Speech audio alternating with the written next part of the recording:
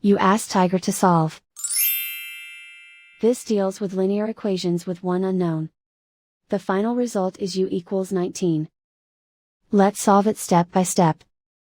Group all constants on the right side of the equation. Add 15 to both sides. Simplify the arithmetic.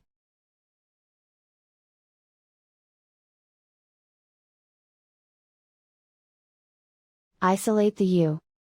Divide both sides by 4. Simplify the fraction.